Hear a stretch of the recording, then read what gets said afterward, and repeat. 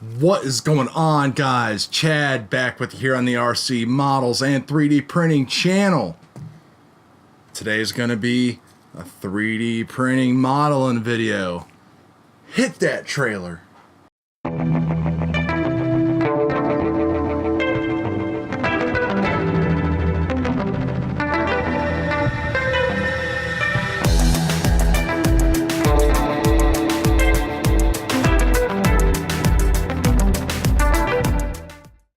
Alright, I've said it a couple times before. This channel started out as a model building channel.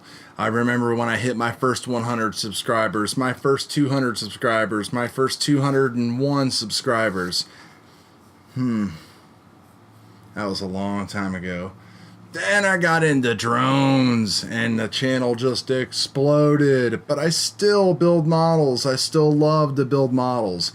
And with the 3D printers that I got that are sitting right back here behind me on each side of me, I've been doing some awesome stuff. Now, you know, I'm into sci-fi things. The reason why I got back into modeling was watching people like Boyd from TrekWorks, Chris on Classic Plastic 101, Steve Neal, Simon Merks, Jerry from HDA Model Works, all you guys back from the old school, which was what, like 5-6 years ago now? Man, it's been a long time since all that stuff started. Anyway, let's talk about 3D printing models.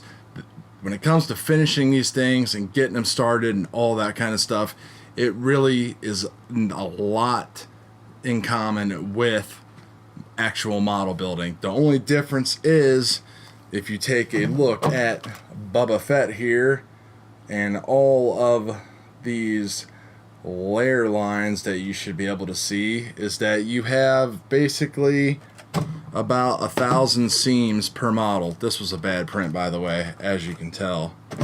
Now, with sanding and lots of sanding and lots of filling and lots of sanding and lots of filling and some primer, my Boba Fett kind of turns out like that right now, but you can see there's still layer lines and stuff in there. You can see them right there. So when it comes to working on these models, these things require an intense amount of prep work compared to a regular model. A regular model, especially the Bandai kits that I'm building now, they just go together. You don't even need to glue them, let alone fill seams and break out spot putty and all that kind of stuff.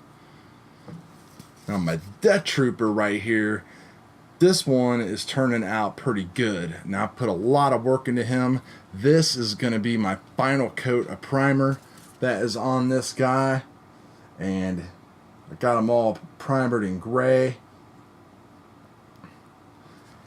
I'm going to start doing some pre-shading on them and that kind of stuff. I'm using the Badger Stynal Res primer. This is the best stuff. Dries quick. So let's go over right there to the paint booth and let's get some primer on this baby. Yeah. Alright guys, we got our Death Trooper right here in the paint booth and we are gonna be spraying on the Badger Stynal Res, my favorite, absolute favorite primer that there is. Got a couple ball bearings in there. Gonna shake this stuff up real good. Gonna be spraying this out of my Badger Patriot 105, which is a great airbrush. Let's start that time lapse. At this point, I think you could drive yourself crazy trying to get these things out of here. It can be done, but I really just want to get some paint on this dude and make him come alive. This is a Paul Braddock design. You can find it on My Mini Factory, as well as the Mandalorian trophy. This actually has a stand that it goes on too. I'm going to be doing a complete build series on that, and of course we're going to finish this guy off right here too. So the next thing we're going to do, since we got them all primed and I'm calling it done, I'm not sanding on this thing anymore. I've sanded and sanded and sanded. I've went through every grit of paper I got, polisher, all that kind of stuff. Now let's put some nice cool pre-shading on this guy. Let's go.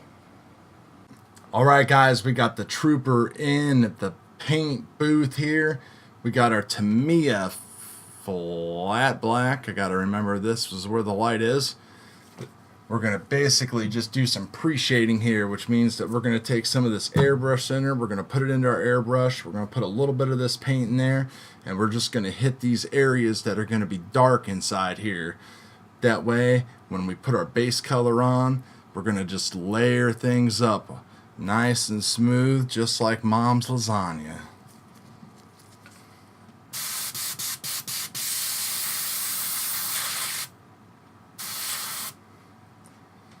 First thing I wanted to do with the Badger Patriot 105 is make sure that I had everything out of there. We'll stick a little bit more of brush cleaner in there.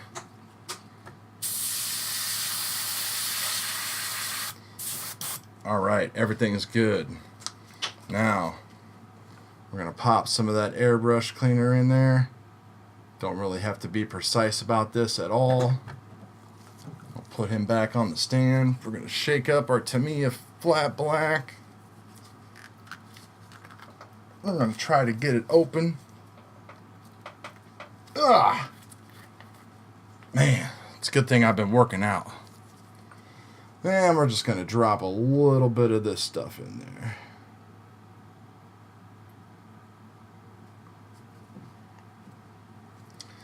Now, this is going to be a pretty thin mixture. So what you're going to do, you're going to want to mix everything up real good.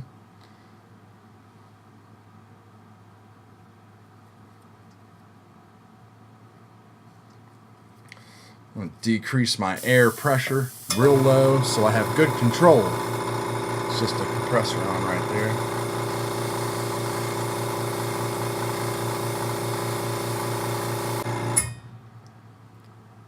Alright, now we're going to get going. We got our paint and our thinner in here. I'm going to do just a little bit of this here for you guys in the dark areas, and then we're going to cut to that time lapse. It looks so sweet.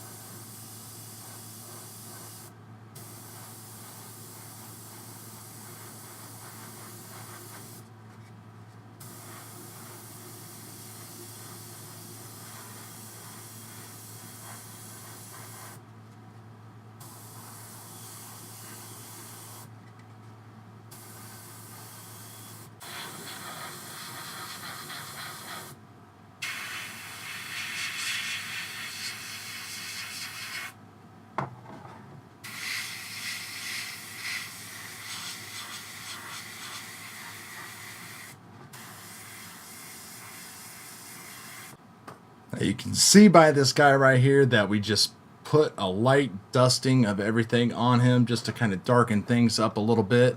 I am going to go through and hit those recessed areas and all of those burn and scorch marks again. This is only going to help us out in the end. So don't worry about being precise about this part. Just lay down that layer and everything else will get sorted out later. Here comes the TL.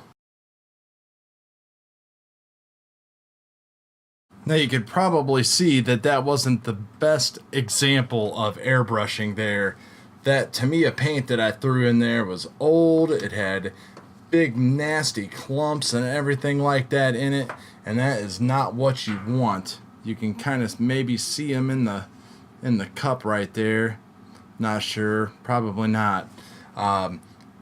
But luckily we're just pre-shading right now, so we don't have to worry about that because all this is going to get covered up. Like I said, this is just like building a layer, that nice chocolate vanilla layer cake that we all love. So I switched over to the Vallejo Model Air, which is kind of pre-mixed already in the bottle. You really don't need to add much thinner to it. Sometimes you could to get it to flow a little bit better, but I was just having constant issues. That was a bad example of what to do, but it doesn't matter because it's all going to work out. Most important thing I got to do right now is clean this airbrush out, so that way when we go to put that gloss whitey base coat on this thing, it's going to be as smooth as butter. That's where I'm going to end this video today. Keep an eye on the channel, subscribe, like, give me a thumbs up. Come back and we're going to put some color on this guy. See you guys later.